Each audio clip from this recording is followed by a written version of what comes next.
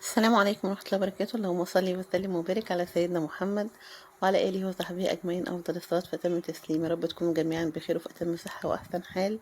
يجعل سعادة الدنيا والأرض ما بين إيديكم، اللهم آمين يا رب العالمين. النهاردة يعني جبنا شوية طلبات بسيطة كده. جوزي اللي جابها مش أنا، جاب لي بصل. كان البصل اللي عندي قرب يخلص.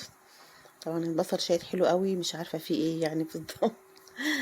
هو جايبه دوت ب20 جنيه. انا رحت بعدها السوق لقيته الحلو اللي هو اللي انتي بتنقيه ب20 وب25.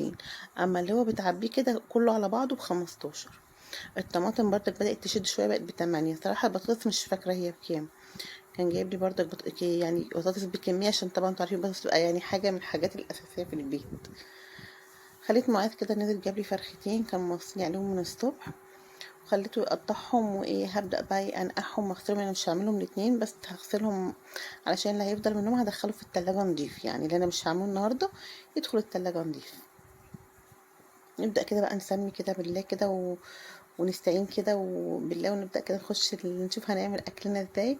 هندخل أول حاجة بقى كل حاجة مكانها. وديت البطاطس في التربو، والبصل هيروح البلكونة أعمله صيد في البلكونة كده. والطماطم هدخلها التلاجة. ملهاش استخدام معايا النهارده.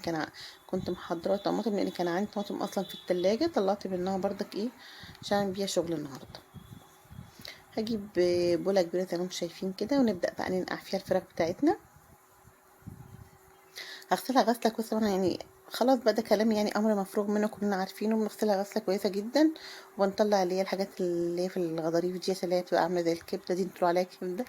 وبعد كده بنعمل لها محلول نقع في ميه وملح وليمون ومعلقه سكر. بتسيبيها في محلول النقع لحد ما تحضري بقى حاجتك. هنا بقى هنبدا نقشر بقى البطاطس والبصل والحاجه اللي انا محتاجاها في الفيديو بتاعي النهارده او في الاكله بتاعتي، على بال الفراخ ما تتنقع براحتها. بحب انقع الفراخ بتاعتي مده حلوه كويسه كده. النقع عندي اهم من التتبيله. انا ممكن اتبل على طول واولع النار، مش شرط عندي ان انا اتبل واقعدها كام ساعه. لكن النقع لازم، بحب بعد ما اغسلها كويس انقعها فتره حلوه في الميه. هنقشر كده هما يا دوبك 3 بطاطسات، مش عايزه اكتر من كده. انا مش عايزه كميه بطاطس كتير، هما 3 بطاطسات بس اللي هعملهم. وبيبقوا كمان كتير علينا هو كده انا عارفه طبعا كل واحد بيبقى عارف كميه الاكل اللي هو هياكلها هو وولاده. فيستحسن في الحر دوت ان انتي ما تكتريش. الاكل مش بيحب يبات في الجو الحر دوت او في الصيف. تمام. لو وصلتوا معايا بقى لحد هنا من الفيديو، متنسيش من لايك وشير والكومنت الحلو كده.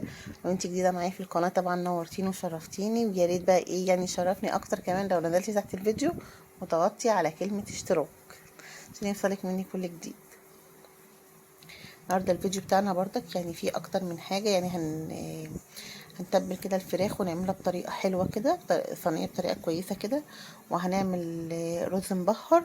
وهنعمل ان شاء الله باذن الله كده هنعمل رقاق فلاحي طري.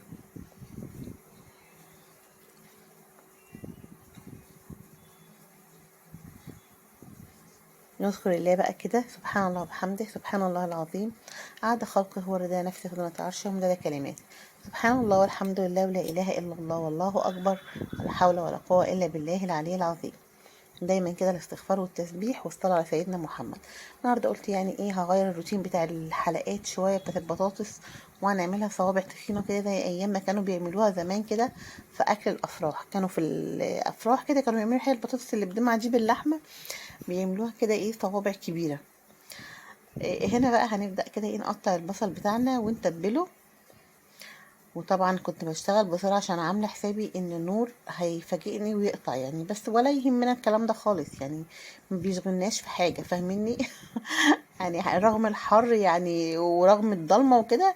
انا كمان أنا قاعدة في الدور الاول علوي، والمطبخ بتاعي على منور. فاللي قاعدين زي كده هيبقوا عارفين ان المطبخ بيبقى مهما يكون واسع بيكون ضلمة ضلمة بالنهار بتبقي محتاجة برضك نور الكهرباء. ما فيهوش اي اضاءة خالص خارجية. ما فيهوش الاضاءة بتاعت ربنا دي خالص، مش موجودة في المطبخ عندي.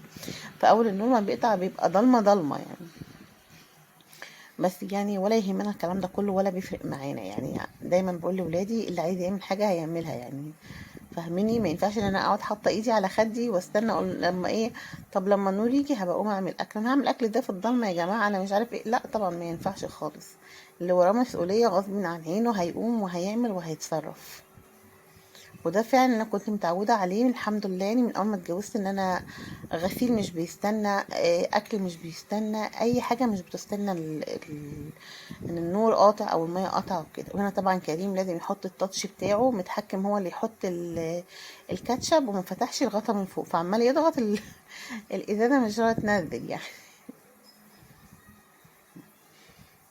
قطعت زي ما انتم شايفين البصل والطماطم كده بطريقه، البصل جوليان او اجنحه، والطماطم كده ايه بطريقه عشوائيه، ونزلت بالبهارات بتاعتي زي ما انتم شفتوها، ورق لوري، ملح، فلفل اسمر، اللهم صل على النبي، بش جوز الطيب، مش اكتر من كده.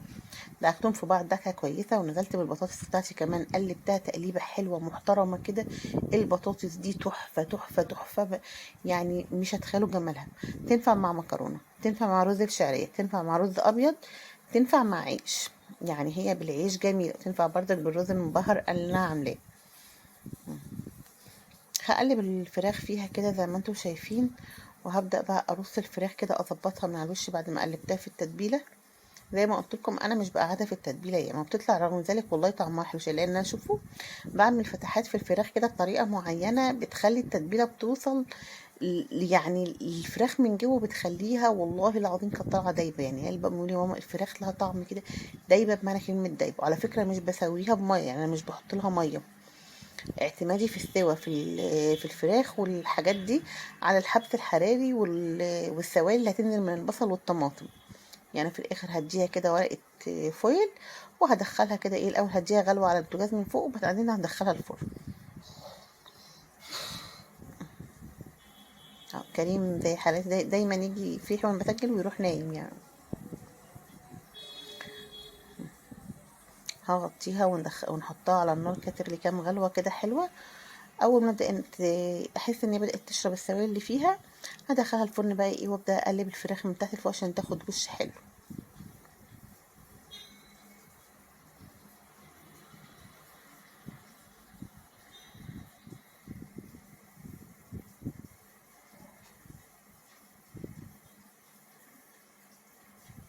زي ما انتم شايفين كده هنا كانت بتغلي اهي.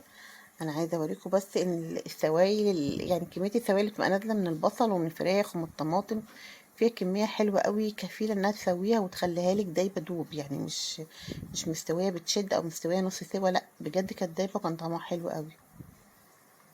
هنحضر بقى حبة الرز بالمرة كده ايه، يعني انا كنت بشتغل بعمل كل الحاجات اللي هي محتاجة فيها نور، او محتاجة ان هي مثلا يعني محتاجة كهرباء معايا او كده، بحضرها بسرعة يعني. والمية برضك لان هنا طبعا مفيش خزانات، احنا شغالين بالموتور وكده، اول النور ما بيقطع المية بتقطع معايا، بحضر بقى حاجة، غسلت الرز وركنته، وقلت ايه ابدأ احضر الخلطة بتاعته كده. هاخد بصلاية هحمرها يا دوبك، يا دوبك تشويحة كده تتبل، حط عليها معلقه سمنه حلوه كده، ممكن تعمليها بزيت الرز البسمتي او المبهر، بيبقى حلو قوي بزيت برضك. نزلت بمعلقه بابريكا ومعلقه كركم ومعلقه وبتاع دوت عود قرفه، وكم ورقه لوري كده. وهنزل اللهم صل على سيدنا محمد بواحدة لومي والملح وفلفل أسمر، وهقلب ده كله في بعضه كده. وبعدين هبدأ أنزل عليه بالمية المغلية زي ما قلت، كله محضراه خوفا من ايه موضوع الكهرباء بردك، فبحب حاجتي كلها تبقى جاهزة، بحيث ان أول نور ما يجي نحضر غدانا على طول، ما يبقاش اليوم ضاع كله في ان انا مستنية النور يجي. قلبت الرز بتاعي تقليبه، وانا بحب الرز المبهر او الرز البسمتي دايما يستوي الاول، يتشرب وهو مكشوف كده. هنا بقى هنبدا نحضر الرقاق بتاعنا ايه، بردك قلت اعجنه قبل النور ما يقطع. كان معايا دوت حوالي نص كيلو لبن، حطيت عليه معلقتين سمنه بلدي محترمين كده، معلقتين كبار بس كده، مش هحط عليهم اي حاجه تانية. وهبدا انا هعمل كيلو دقيق واحد، لان ما كانش عندي عيش وخوفا من جوزي يقوم يقول لي بقى ايه معرفيش تبعتي معاذ يجيب عيش. احنا الواحد بيجي على نفسه وما يجيش على العيل، يعني الفتره دي بجد الجو صعب قوي، فبيصعب عليا ان انا ابعته وبرضك نفس الحكايه، يعني ما برضاش اقول لجوزي روح عند الفرن او هات عيش. انا لو حاسه نفسي فايقه وكويسه بنزل اجيب، مش قادره اجيب فخلاص بتصرف، بعمل اي حاجه في البيت، بعمل عيش، بعمل رقاق، بعمل اي حاجه. فانا قلت هعمل هو كيس واحد، هو كيلو دقيق واحد. فعلا دخلته كده زي ما انتم شايفين، وهبدا احط عليه معلقتين حليب بودر بردك. ودايما كل مرة بقول لكم ان الحليب البودر او اللبن البودر بيبقى عندي يعني متوفر، فانا عشان كده بستخدمه في كل المعجنات. لكن هو مش شرط اساسي، هو صحيح بيحسن منها شوية لكن مش شرط اساسي في المعجنات. وحطيت بقى حبة ملح وحطيت حبة سكر، وهبدأ اقلب ده كله في بعضه كده تقليبة كويسة على بال ما اللبن يكون دفى. هنا كان النور قطع الحمد لله، يعني كملنا زي ما احنا بنكمل مفيش اي مشكلة. اللبن هنا ما قلت لكم زي ما غلاش، يا دوبك ان هو ايه سيح لي السمنه كده. نزلت بيه على الدقيق بتاعي وهبدا اقلبه كده. وحطيت ايه بق ميه صغير كده، لا ما حطيتش بق ميه، يا ربي انا قسمت اللبن ما نزلتش بيه مره واحده، نزلت بيه وسبت حبه على جنب. فنزلت بيهم هما كمان، وقلت انا محتاجه العجينه تكون ايه يعني مش يابسه قوي، بحيث ان انا هديها رشه دقيق وانا ببططها. فدايما وانت يعني الحاجات اللي بتحتاج دقيق في التبطيط اديها سنة طراوة شوية في العجين، ما تخليهاش ناشفة قوي او يابسة قوي علشان خاطر ما تتعبكيش في التبطيط. العجينة هنا كانت بسم الله ما شاء الله، كانت ملبن في ايديها كده، كانت جميلة بجد يعني، ما شاء الله طالعة مظبوطة ظابطة كده يعني، تبارك الله، يعني من غير مقادير ومن غير اي حاجة، وطالعة زي الفل والله. شايفين عاملة زي الملبن في ايديا. اللهم صل وسلم وبارك عليك يا حبيبي يا رسول الله، صلاة تنحل بها العقد وتنفك لها الكرب، اللهم امين يا رب العالمين.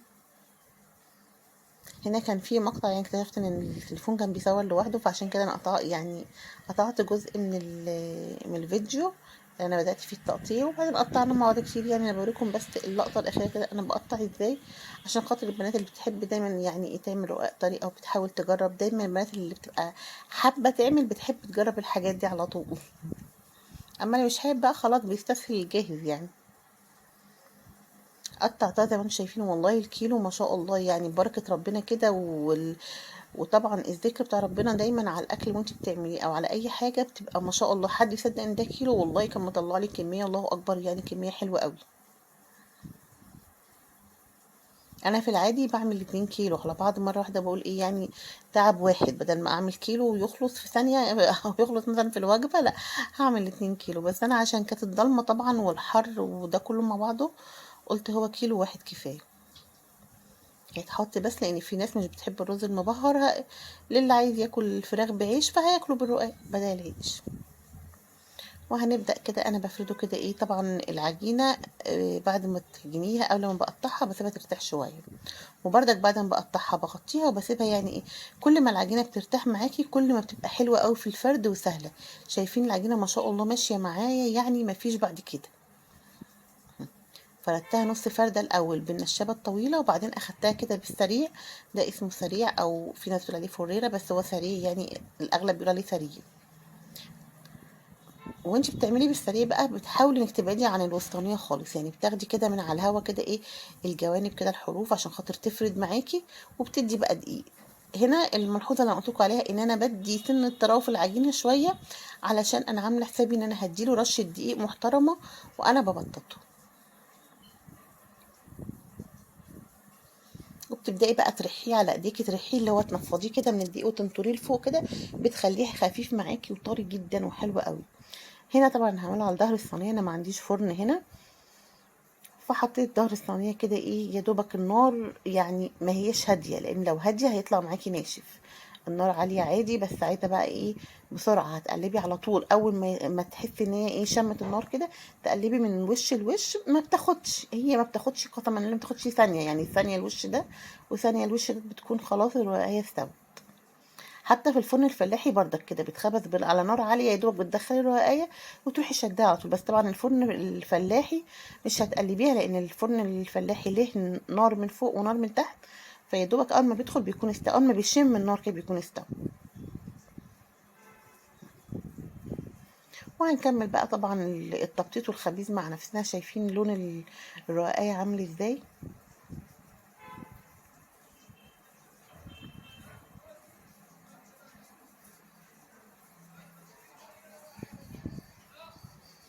هخلص الكمية بتاعتي طبعا بقى ايه، وهنا إيه مع نفسي في الضلمة، خلصت في الضلمة، ما استنيتش طبعا النور، بس خلاص على اخر ما خلصت كان النور جه الحمد لله. مهم. عملت كمية حلوة زي ما انتم شايفين، كمية ما شاء الله كتير بجد يعني. طري ميه، طري ميه بمعنى كلمه طري ميه، طري بس مش معجن. يعني في طري بيبقى معجن عشان عرقتيه. انا على فكره كنت بطلعه، يعني بطلعها من على الصينيه، اروح يا دوبك كده فردها على الفوطه تاخد تهويه ثانيه كده، وبعدين احطها ايه، واحده في ظهر واحده، يعني دي على الوش يبقى التانية ظهرها فيها كده. عشان كده طالع طري ومتهوي، مش معجن ولا هو ملزق في بعضه ولا حاجه. ببدأ بقى احضر الغدا بتاعي، لان انا محتاجة منه في الغدا. طبقت حبة كده ايه برصهم على الطبق، والباقي هحتفظ بيه في كيس. لو عندك كمية اكتر من كده، او الكمية حاسة انك مش تاكليها في نفس اليوم، بتدخليها الفريزر وبتطلعيها قبل الاكل بشوية، بتطلع بصي طازة اكنك لسه خبزاه. لكن لو استنيتي وسبتيه بره، مش هيبقى حلو لو قعد يوم بره. شايفين منظر الرقاق؟ يعني اكنه طالع من فرن فلاحي، واحسن كمان. احنا زي ما انا قلت لكم قبل كده 100,000 مرة، احنا ستات شاطرين، محبش حاجة توقفنا ولا حاجة تعجزنا.